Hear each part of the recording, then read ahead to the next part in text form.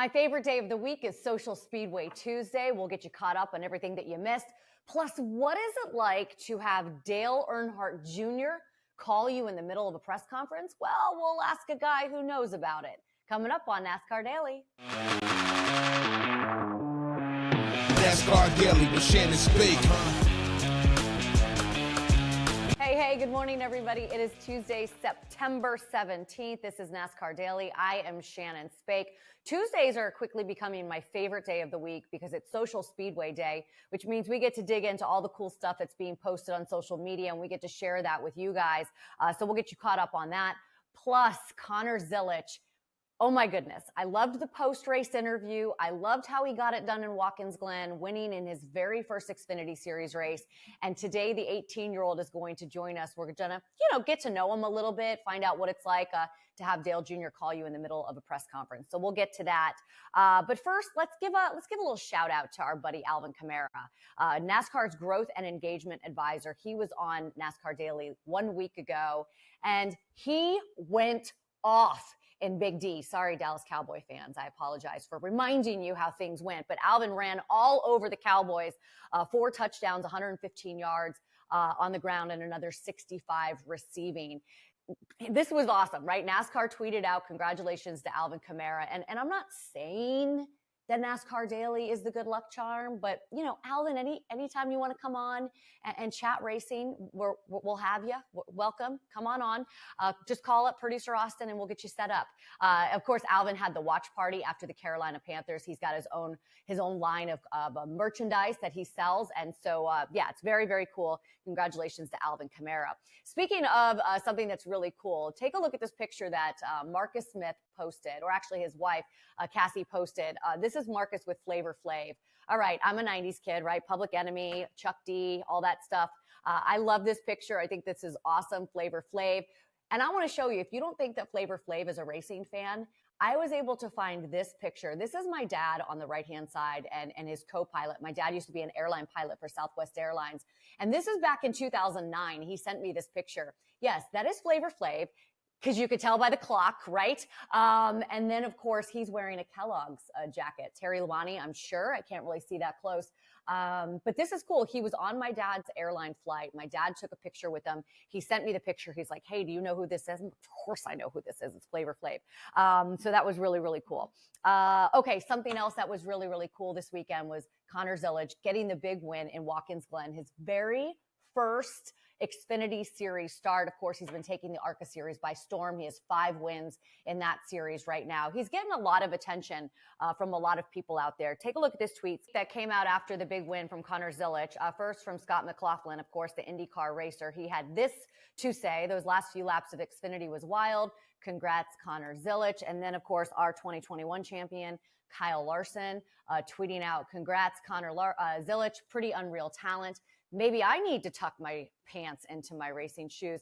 Let's find out what that means, first of all, because Connor is here with us right now. All right, Connor, what is the tucking the pants into the racing shoes? Yeah, so since I come from road racing, it's kind of well known, I guess, that guys in road racing don't wear bootcut suits. So I have my suit is like Shane Van Gisbergen's. It's cuffed at the bottom, and it's a joke. Kind of all the NASCAR guys will make fun of you for wearing cuffed pants, and Kyle had to throw it out there.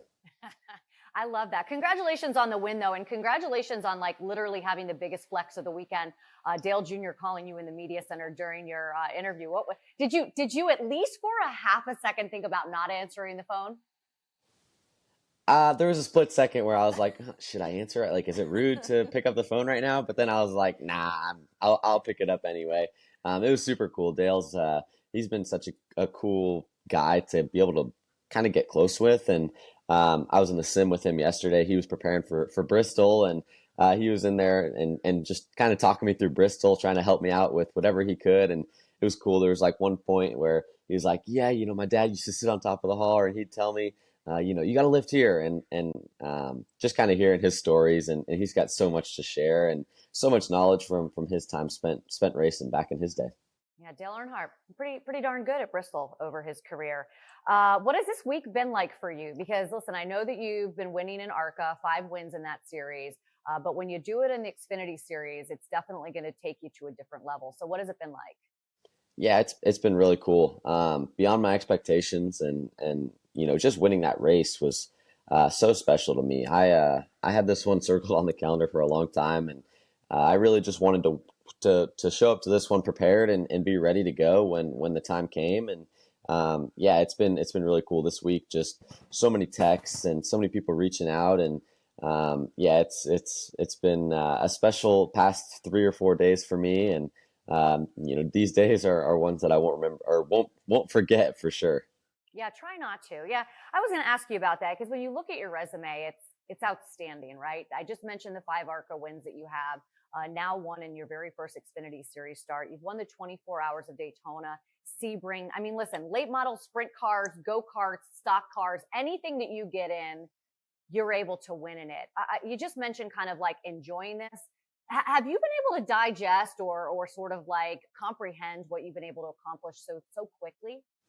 Uh, there's times I think I kind of forget, and that's one thing that I have to kind of remind myself of is just to stay present and enjoy this, because you can get caught up in looking too far into the future and getting excited about the future, and then dwelling on the past and stuff that's happened in the past, and kind of forget to live in the moment. And that's kind of one thing I told myself going into this weekend that I need to really focus on, is just enjoying it and having fun. And that's one thing that I feel like I kind of struggled with at a time. And I was so focused on the next race that I'd forget to enjoy the one I was in. And that's one thing I really focused on this weekend, and it sure made it memorable. And obviously winning makes things a lot more fun, but it sure was a weekend to remember. I don't know what you're doing in the next couple of weeks, but I need you to spend some time with my 14-year-old boys and just kind of like impose some wisdom on them. That's Because funny. listening to you talk is just amazing to hear just how focused and how much you have your priorities straight. I know you said you got to stay in the moment, and next season is going to be your full-time Xfinity Series for Junior Motorsports. Are you making, or are there any plans or maybe discussions to have another Xfinity Series start this year? Yeah, I've got 3 more this year. So I'm Okay, running Kansas, Homestead, and Phoenix. So awesome. tracks that I'm going to be able to learn at, and places that I'm going to go and probably struggle at a little bit. But that's all part of it. And obviously next year I'm running full time. And previously we had, I think, Roval on my schedule, and I told him, I was like, obviously we can go out to run the Roval and be competitive, but I want to go to a track that I'm going to learn at, because we're not racing for a championship. There's no pressure to go succeed this year. So yeah, I told them that, and we ended up switching the Roval for Homestead. So Homestead's going to be a track that, running the fence and just way different than what I'm used to, and that's what I want, and it's what I want to. Obviously, I want to go make my debut and succeed at a track that I'm going to make my debut at, and that's why we went to Watkins Glen. But after that, I just want to go out and learn and make the most of these 3 races that I have, because next year it's going to be a challenge, and I want to have as many reps on the big tracks as I can.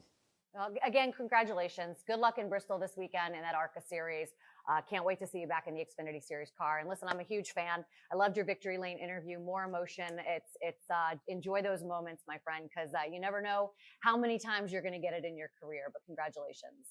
Thank you so much. Yeah, it was special. I appreciate it. Definitely look forward to seeing Connor out there at Bristol this weekend in the ARCA series, see if he can get another victory. Someone else that I'm interested in seeing out there at Bristol is Sammy Smith. Take a look at his paint scheme for this weekend. He's going to be getting so many calls. Call Sammy. You get a special prize. There's a number on the back, and hopefully he's not going too fast that people can't read that number, but you could see it right there. This is with Pilot Flying J. So who knows? Maybe you can win a special prize this weekend in Bristol, courtesy of one Sammy Smith. Remember, this is the last race for the Xfinity Series to lock themselves into the playoffs. Sammy Smith and Parker Kligerman are currently the 2 drivers who are not locked in, but they are above that cut line, so we'll see how that goes. Before we get going, I do want to recognize this special day. It's been 1 year since we lost Sherry Pollex, a longtime girlfriend of Martin Truex Jr. Of course, she did so much to raise money for various cancers, more than $5 million. The Catwalk for a Cause is actually tomorrow night.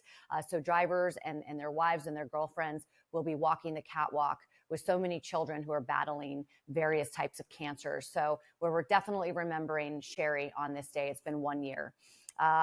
We have a lot more tomorrow here on NASCAR Daily. Alan Gustafson, crew chief for Chase Elliott's going to join us, and we'll get you ready for Bristol out there as we go in the pits. So we'll see you tomorrow, everybody.